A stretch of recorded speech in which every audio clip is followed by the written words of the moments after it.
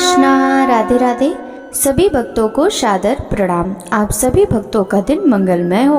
भक्तों, आज की इस वीडियो में आप श्रवण करेंगे भाद्रपद मास महात्म्य के 5वें अध्याय की कथा। भाद्रपद मास महात्म्य के कल के अध्याय में आपने आयु और नहुस के वंश का वर्णन, रजी एवं ययाति का चरित्र, ययाति पुत्रों के वंश का वर्णन की कथा का रसपान किया था। भक्तों, भाद्रपद मास के आज के इस अध्याय में क्रोष्टु आदि के वंश का वर्णन तथा श्यमंतक मणि की कथा का रसपान करेंगे। तो चलिए भक्तों, वीडियो शुरू करते हैं। लोमहर्षण जी कहते हैं, क्रोष्टु के गांधारी और माद्री दो पत्नियां थीं। गांधारी ने महाबली अन्मित्र को जन्म दिया और माद्री के युधाजित एवं देवमीडुस ये दो पुत्र हुए। इन तीनों का वंश पृथक पृथक चला, जो वृष्णि कुल की वृद्धि करने वाला था।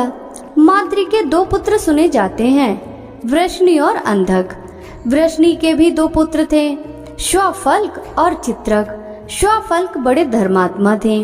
वे जहाँ रहते वहाँ रोग का भय नहीं होता था तथा वहाँ अवृष्टि कभी नहीं होती थी। एक बार काशी नरेश के राज्य में पूरे 3 वर्षों तक इंद्र ने वर्षा नहीं की। तब उन्होंने श्वाफल्क को बुलवाया और उनका बड़ा आदर सत्कार किया। श्वाफल्क के वहाँ पहुँचते ही इंद्र ने वृष्टि आरंभ कर दी। काशी राज के एक कन्या थी जिसका नाम गांधिनी रखा गया था। वह प्रतिदिन ब्राह्मण को 100 गाय दान किया करती थी, इसलिए उसका नाम ऐसा पड़ा। वह श्वाफल्क को पति रूप में प्राप्त हुई और उसके गर्भ से अक्रूर का जन्म हुआ, जो दानी, यज्ञकर्ता, वीर, शास्त्रज्ञ, अतिथि प्रेमी तथा अधिक दक्षिणा देने वाले थे। इनके अतिरिक्त उपमद्रु, मद्रु, मेदुर, अरिमेजय, अविच्छेद, आक्षेप, शत्रुघ्न, अरिमर्दन, धर्मध्रक, यति धर्मा, धर्मोच्चा, अंधकरु, आवाह तथा प्रतिवाह नामक पुत्र एवं वरांगना नाम की सुंदर कन्या हुई। अक्रूर के उग्रसेन कन्या सुगात्री के गर्भ से प्रसेन और उपदेव नामक 2 पुत्र हुए, जो देवताओं के समान कांतिमान थे। चित्रक के प्रथु, विप्रथु, अश्वग्रीव, अश्वबाहु, स्वपराश्वक, गवेड़स, अरिष्टनेमि, अश्व, सुधर्मा, धर्मव्रत, सुबाहु तथा बहुबाहु नामक पुत्र एवं श्रविष्ठा और श्रवणा नाम की 2 कन्याएं हुई। देवमीडुस ने आसिक्नी नाम की पत्नी के गर्भ से सूर नामक पुत्र उत्पन्न किया। सूर से रानी भोज्या के गर्भ से 10 पुत्र उत्पन्न हुए। उनमें सबसे पहले महाबाहु वसुदेव उत्पन्न हुए, जिन्हें आनंद दुतुम्बी भी कहते हैं। उनके जन्म लेने के बाद देवलोक में दुदुम्बियां बजी थीं और आनकों की गंभीर ध्वनि हुई थी, इसलिए उनका नाम आनक दुदुम्बी पड़ गया था। उनके जन्म काल में फूलों की वर्षा भी हुई थी। समस्त मानव लोक में उनके समान रूपवान दूसरा कोई नहीं था। नरश्रेष्ठ वसुदेव की कांति चंद्रमा के समान थी। वसुदेव के बाद क्रमशः देवभाग, देवश्रवा, अनादृष्टि, कनवक, वस्तवान, ग्रंजम, श्याम, समीक और गंडूस उत्पन्न हुए। सूर के 5 सुंदरी कन्याएं भी हुईं, जिनके नाम इस प्रकार हैं: पृथुकीर्ति, प्रथा, श्रुतदेवा, श्रुतश्रवा तथा राजादि देवी। ये 5 वीर पुत्रों की जननी हुई। वृष्णि के छोटे पुत्र अन्मित्र से सिनी का जन्म हुआ। सिनी के पुत्र सत्यक हुए। सत्यक के सात्यकी उत्पन्न हुए, जिनका दूसरा नाम युयुधान था। देवभाग के पुत्र महाभाग उद्धव हुए। गंडूस के कोई पुत्र नहीं था, अतः विश्वक्सेन ने उन्हें अनेक पुत्र दिए। उनके नाम इस प्रकार हैं: चारुदेशन, सुदेशन तथा स्वर्वलक्षण संपन्न पांचाल आदि। उनमें सबसे छोटे थे महाबाहु रौक्मिडेय, जो युद्ध से कभी पीछे नहीं हटते थे। कनवक के 2 पुत्र हुए, तंत्रिच और तंत्रिपाल। ग्रंजम के भी 2 पुत्र हुए, वीरु तथा अश्वहनु। श्याम के पुत्र समीक थे। समीक राजा हुए। उन्होंने राजसूय यज्ञ किया था उनके पुत्र अजात शत्रु हुए। अब वसुदेव के वीर पुत्रों का वर्णन करूंगा। वृष्णि वंश की अनेक शाखाएं हैं। जो उसका स्मरण करता है उसे कभी अनर्थ की प्राप्ति नहीं होती। वसुदेव जी के 14 सुंदर पत्नियां थीं। पुरुवंश की कन्या रोहिणी, मदिरादि, वैशाखी, भद्रा, सुनामरी, सहदेवा, शांति देवा, श्रीदेवा, देवरक्षिता, व्रग देवी, उपदेवी तथा देवकी, ये 12 तो राजकुमारियां थीं और सुतनु तथा बड़वा ये 2 दासियां थीं। ज्येष्ठ पत्नी रोहिणी ने, जो बाहिक की पुत्री थी, वसुदेव जी से ज्येष्ठ पुत्र के रूप में बलराम जी को प्राप्त किया। तत्पश्चात उनके गर्भ से शरण्य, सठ, दुर्दम, दमन, शुभ्र, पिंडारक और उसीनर नामक पुत्र तथा चित्रा नाम की कन्या हुई। इस प्रकार रोहिणी की 9 संतानें थीं। चित्रा ही आगे चलकर सुभद्रा के नाम से विख्यात हुई। वसुदेव के देवकी के गर्भ से महायशस्वी भगवान श्री कृष्ण उत्पन्न हुए। बलराम के रेवती के गर्भ से निसट उत्पन्न हुए, जो माता पिता के बड़े लाडले थे। सुभद्रा के अर्जुन के संबंध से महारथी अभिमन्यु उत्पन्न हुआ। वसुदेव जी की परम सौभाग्यशालिनी 7 पत्नियों से जो पुत्र उत्पन्न हुए उनके नाम बतलाता हूँ, सुनो। शांति देवा के भोज और विजय, सुनामा के वृगदेव और गद, त्रिगंत राज कन्या वृग देवी के महात्मा अगावय नामक पुत्र हुए। क्रोष्टु के एक और पुत्र महायशस्वी व्रजीनवान हुए। उनके पुत्र स्वाही थे। स्वाही के पुत्र राजा उशद्रु हुए, जिन्होंने प्रचुर दक्षिणा वाले अनेक महायज्ञों का अनुष्ठान किया था। उशद्रु के पुत्र चित्ररथ हुए। चित्ररथ के ससबिंदु, ससबिंदु के पृथुश्रवा, पृथुश्रवा के अनंतर, अनंतर के सुयज्ञ तथा सुयज्ञ के उशत हुए। उशत का अपने धर्म के प्रति बड़ा आदर था। उशत के पुत्र सिनेयु, सिनेयु के मरुत, मरुत के कंबल बहिर्ष, कंबल बहिर्ष के रुक्म कवच, रुक्म कवच के परजित तथा परजित के 5 पुत्र हुए। रुक्मेशु, प्रथु रुक्म, जामग, पालित तथा हरि। पालित और हरि को पिता ने विदेह प्रांत की रक्षा में नियुक्त कर दिया। रुक्मेशु प्रथु रुक्म की सहायता से राजा हुए। इन दोनों भाइयों ने राजा जामक को घर से निकाल दिया। तब वे वन में आश्रम बनाकर रहने लगे। उस समय शांति परायण राजा को ब्राह्मणों ने बहुत समझाया। तब वे धनुष लेकर रथ पर आरूढ़ हो दूसरे देश में गए। अकेले ही नर्मदा के तट पर जाकर उन्होंने मेखला, मृतिकावती, ऋक्षवान पर्वत को जीतकर सुक्तिमती नगरी में निवास किया। जामक की पत्नी सैव्या थी, जो पतिव्रता होने के साथ साथ बड़ी प्रबल थी। यद्यपि राजा को कोई पुत्र नहीं था, तथापि उन्होंने पत्नी के भय से दूसरी स्त्री से विवाह नहीं किया। एक बार किसी युद्ध में विजयी होने पर उन्हें एक कन्या मिली। उसे रथ पर बैठी देख स्त्री ने पूछा, यह कौन है? तब वे डरकर बोले, यह तुम्हारी पुत्र वधू है। यह सुनकर रानी बोली, मेरे तो कोई पुत्र नहीं है, फिर यह किसकी पत्नी होने से पुत्र वधू हुई? यह सुनकर जामक ने कहा, तुम्हें जो पुत्र उत्पन्न होगा उसके लिए पत्नी प्रस्तुत की गई है। तत्पश्चात रानी सैव्या ने कठोर तपस्या करके एक विदर्भ नामक पुत्र उत्पन्न किया। उसका विवाह उक्त राजकन्या से हुआ। उसके गर्भ से क्रद और कौशिक नामक पुत्र उत्पन्न हुए। वे दोनों बड़े ही सूर तथा युद्ध विशारद थे। उसके बाद विदर्भ के भीम नामक पुत्र हुआ। उसके पुत्र का नाम कुंती हुआ। कुंती से धृष्ट का जन्म हुआ, जो संग्राम में धृष्ट और प्रतापी था। धृष्ट के आवंत, दशाह तथा विसहर नामक 3 पुत्र हुए, जो बड़े धर्मात्मा और सूरवीर थे। दशहर के व्योमा और व्योमा के पुत्र जीमूत बतलाए जाते हैं। जीमूत के विकृति, विकृति के भीमरथ, भीमरथ के नौरथ और नौरथ के पुत्र दशरथ हुए। दशरथ के पुत्र का नाम शकुनी था। शकुनी से करम्ब तथा करम्ब से देवरात का जन्म हुआ। देवरात के पुत्र देवछत्र तथा देवछत्र के महायशस्वी वृद्धछत्र हुए। वे देव कुमार के समान कांतिमान थे। इनके सिवा मधुरभाषी राजा मधु का भी जन्म हुआ, जो मधु वंश के प्रवर्तक थे।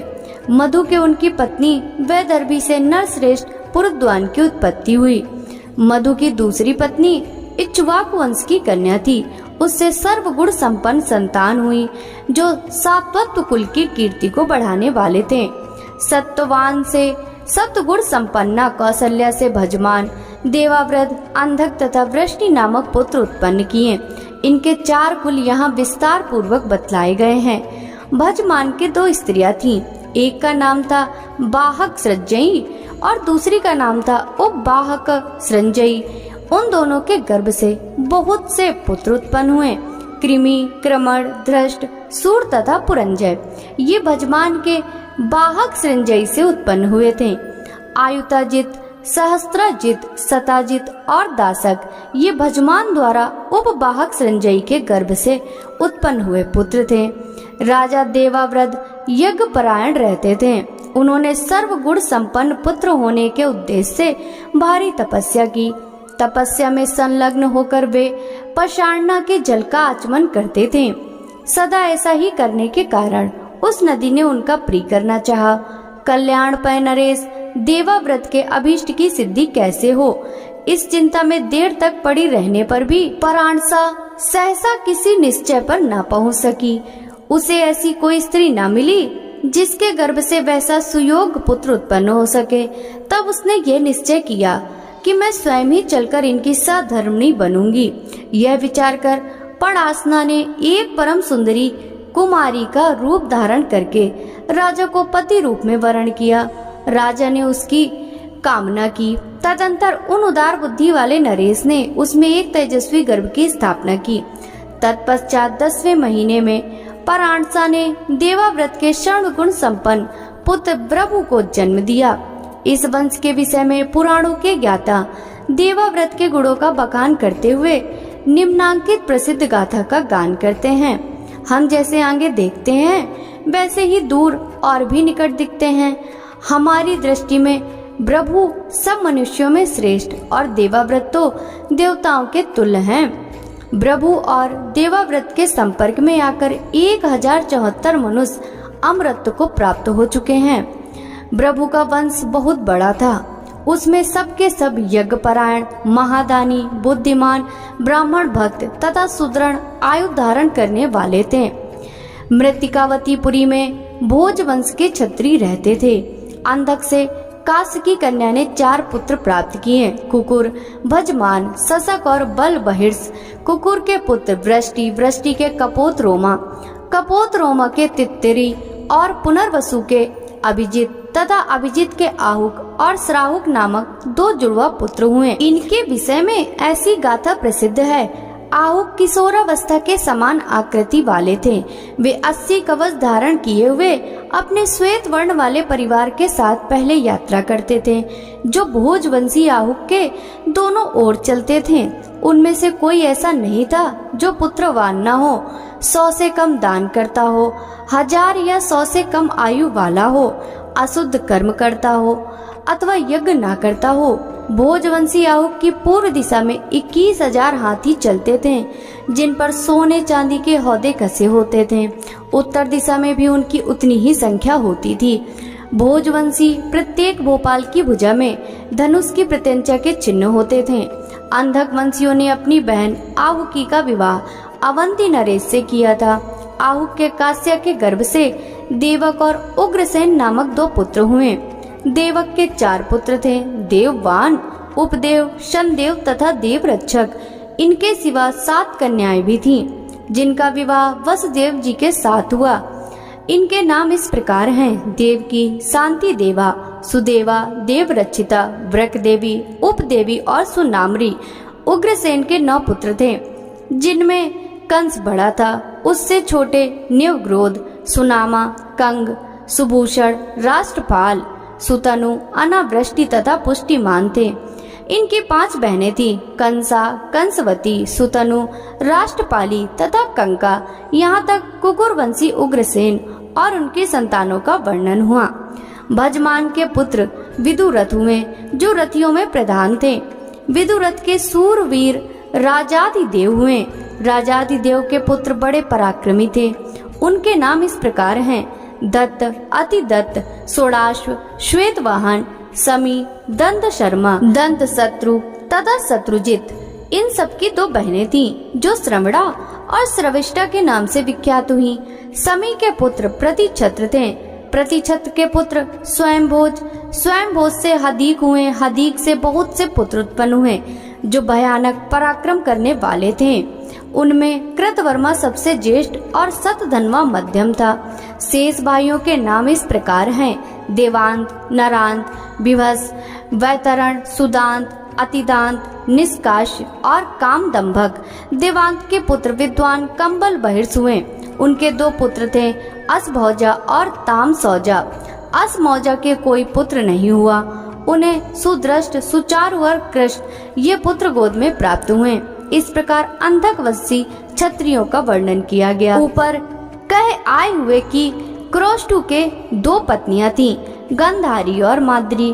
गंधारी ने महाबली अनमित्र को जन्म दिया और माद्री ने युधाजित को। अनमित्र के निग्र हुए। निग्र के 2 पुत्र प्रसेन और सत्राजित।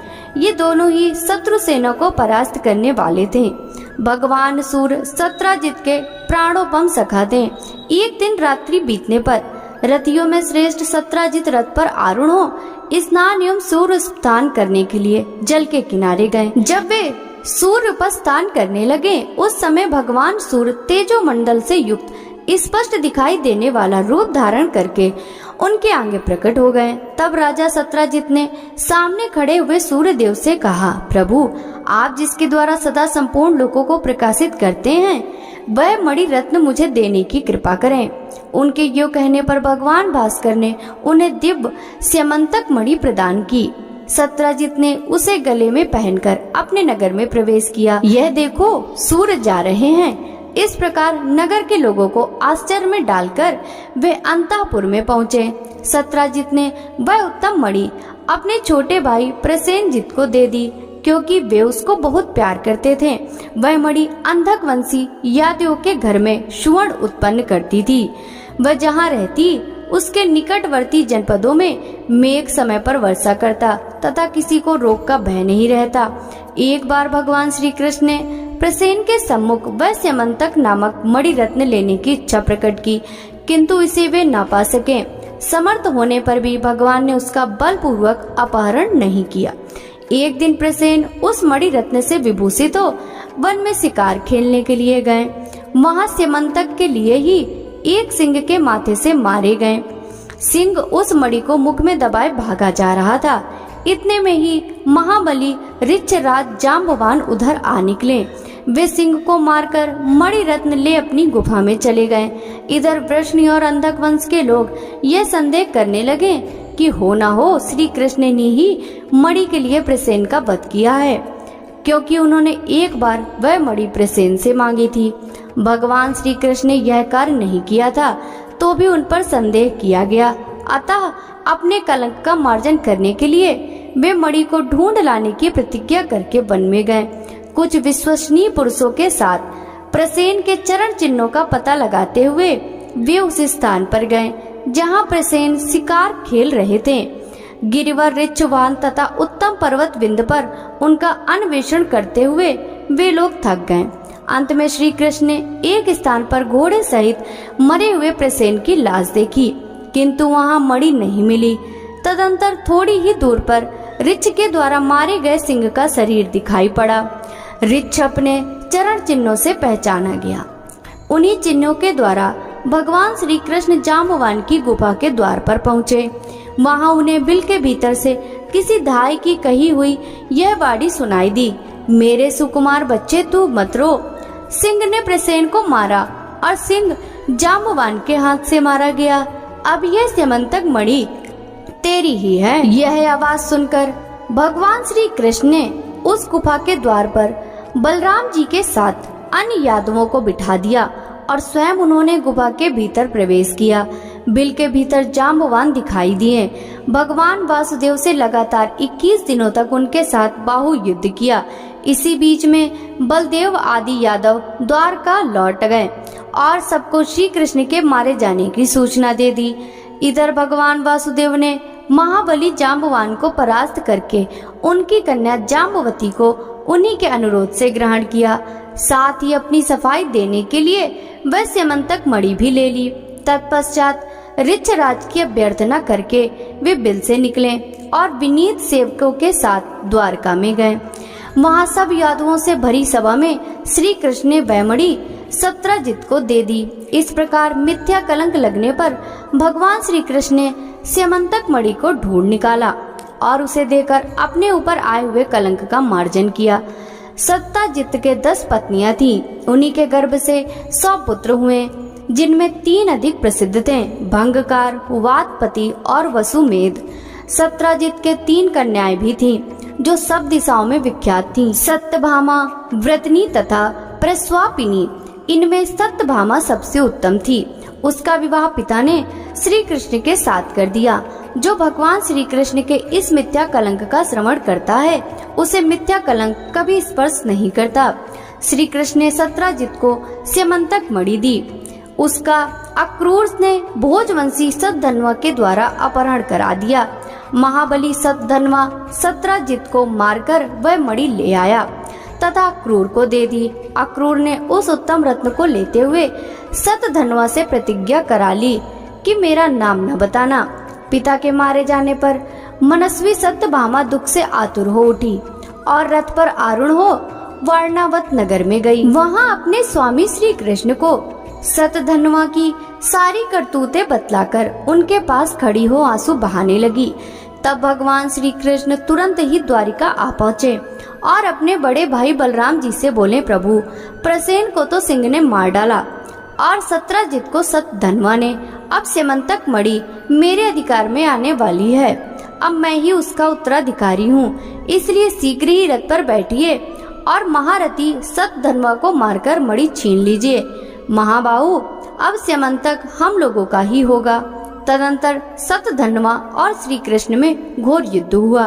सतधन्वा सब ओर अक्रूर के आने की बाट देखने लगा। वह और भगवान श्री कृष्ण दोनों ही एक दूसरे पर कुपित हो रहे थे। जब अक्रूर ने साथ नहीं दिया, तब सतधन्वा ने भयभीत हो भाग जाने का विचार किया। उसके पास हृदया नाम की एक घोड़ी थी, जो 100 योजन चलती थी। वह उसी पर आरूढ़ हो श्री कृष्ण से युद्ध कर रहा था। 100 योजन का मार्ग वेग से तय करने के कारण वह घोड़ी थककर शिथिल हो गई। यह देख भगवान श्री कृष्ण ने बलराम जी से कहा, महाबाहु, आप यहीं खड़े रहें। मैंने उस घोड़ी की कमजोरी देख ली है। अब तो मैं पैदल ही जाकर मणि रत्न स्यमंतक को छीन लाऊंगा। यह कहकर भगवान पैदल ही सतधन्वा के पास गए और मिथिला के समीप उन्होंने उसका वध कर डाला। उसके पास स्यमंतक नहीं दिखाई दिया। महाबली सतधन्वा को मारकर जब श्री कृष्ण लौटे, तब बलराम जी ने कहा, मणि मुझको दे दो। भगवान श्री कृष्ण ने उत्तर दिया, मणि नहीं मिली। कुछ दिन के बाद नरश्रेष्ठ अक्रूर अंधक वंशी वीरों के साथ द्वारिका में लौट आए। भगवान श्री कृष्ण ने योग के द्वारा यह जान लिया कि मणि वास्तव में अक्रूर के ही पास है। तब उन्होंने सभा में बैठकर अक्रूर से कहा, आर, मणि श्रेष्ठ स्यमंतक आपके हाथ लग गया है, उसे मुझे दे दीजिए। उसकी प्रतीक्षा में बहुत समय व्यतीत हो चुका है। संपूर्ण यादवों की सभा में श्री कृष्ण के योग कहने पर महामती अक्रूर जी ने बिना किसी कष्ट के वह मणि दे दी। सरलता से उसकी प्राप्ति हो जाने पर भगवान श्री कृष्ण बहुत प्रसन्न हुए और उन्होंने वह मणि फिर अक्रूर को ही लौटा दी। भगवान श्री कृष्ण के हाथ से प्राप्त हुए मणि रत्न स्यमंतक को गले में पहनकर अक्रूर सूर्य की भांति प्रकाशित होने लगे। मुनियों ने कहा, अहो, आपने समस्त भरतवंशी राजाओं का ये बहुत बड़ा इतिहास कह सुनाया। अब हम समस्त भूमंडल का वर्णन सुनना चाहते हैं। भक्तों, आगे की कथा का वृतांत हम कल के अध्याय में श्रवण करेंगे। भाद्रपद मास महात्म्य की यह कथा यदि आपको अच्छी लगी हो तो इस वीडियो को लाइक कर ज्यादा से ज्यादा भक्तों के साथ शेयर कीजिएगा। साथ ही वीडियो के कमेंट बॉक्स में जय श्री कृष्णा राधे राधे जरूर लिखिएगा, जिससे भगवान श्री कृष्ण की कृपा दृष्टि सदा सर्वदा आप सभी पर इसी प्रकार बनी रहे।